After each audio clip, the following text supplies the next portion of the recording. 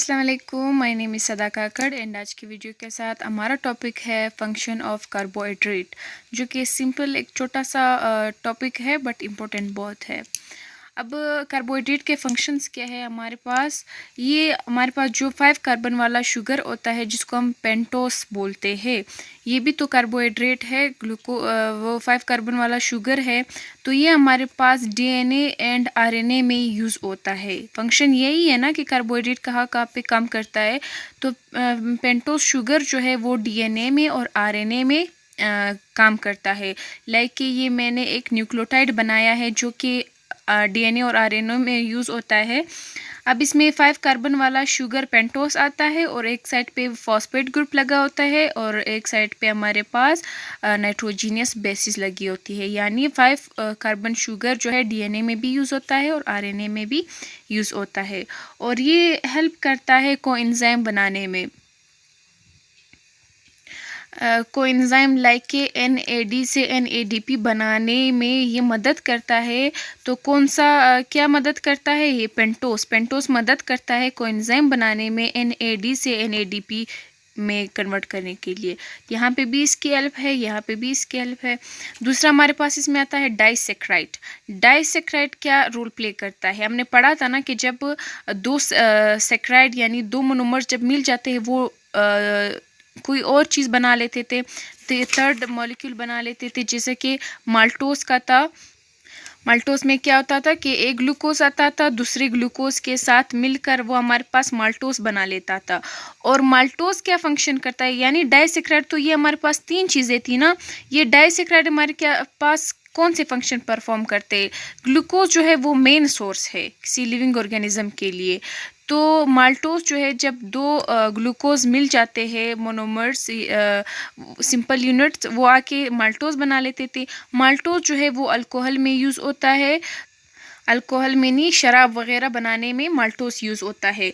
दूसरा हमारे पास आता है लैक्टोस। लैक्टोस हमारे पास ग्लूकोज आ जाता था, दूसरा हमारे पास गैलेक्टोस आ जाता था। गैलेक्टोस ये दोनों मिल जाते थे हमारे पास लैक्टोस बना लेते थे। लैक्टोस क्या होता है? हमारे पास लैक्टोस दूध में यूज़ होता है। जहाँ पे यंग मैमल्स होते हैं तो उनके लिए खुराक का एक अच्छा ज़रिया है लैक्टोस। तीसरा हमारे पास आ जाता था सुक्रोज। सुक्रोज जो है वो हमारे पास एक ग्लूकोज आ जाता था, दूसरा हमारे पास फ्रैक्टोस आ जाता था।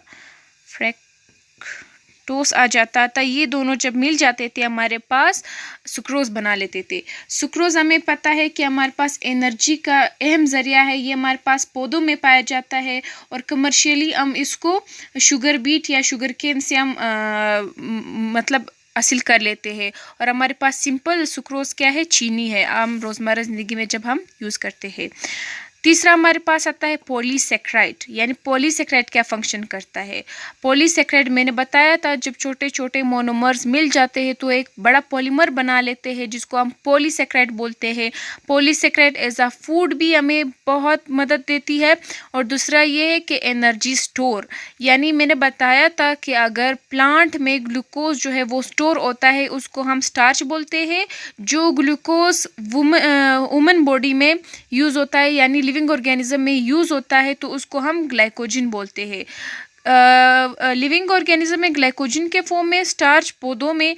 तो ये जब ग्लूकोज वहाँ पे स्टोर होता है हम ये कह सकते हैं एज अ एनर्जी स्टोर जो है वो हमारे पास पॉलीसेक्राइड काम करती है, जिसमें से स्टार्च और ग्लाइकोजन जो है वो हमारे पास एनर्जी स्टोर काम करती है। तीसरा हमारे पास आता है स्ट्रक्चरल मटेरियल। यानी सेलुलोज हमने पढ़ा था जिससे हमारे पास पेपर वगैरह बनते हैं। तो सेलुलोज से जब हमारे पास पेपर बनते हैं, सेलुलोज उनको स्ट्रक्चर देता है, तो ये एज अ स्ट्रक्चर मटेरियल जो है वो भी यूज़ होता है। तो ये सिंपल कुछ पॉइंट्स थे जो कि फंक्शन ऑफ कार्बोहाइड्रेट में थे। लेकिन इम्पोर्टेंट बहुत है, इसके एमसीक्यूज आ सकते हैं आप लोगों के लिए।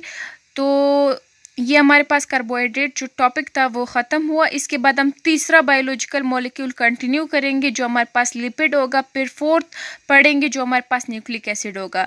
यानी मेजर जो बड़े मैक्रो मॉलिक्यूल्स हमारे पास थे वो था protein, carbohydrate, lipid and nucleic acid. दो मॉलिक्यूल हमारे पास रहते हैं, जो कि उसको नेक्स्ट वीडियो में हम कंटिन्यू रखेंगे। तो अगर आप लोगों को मेरी वीडियोस पसंद आई हो, लाइक कीजिए एंड सब्सक्राइब कीजिए मेरा चैनल, ताकि मेरी जितनी भी न्यू अपलोड वीडियोस है वो भी आप तक पहुंच जाए। और कमेंट सेक्शन में मुझे कमेंट ज़रूर कीजिए कि मैं अपने वीडियोस को और कितना प्रमोट कर सकती हूँ। तो तब तक के लिए अल्लाह हाफिज़।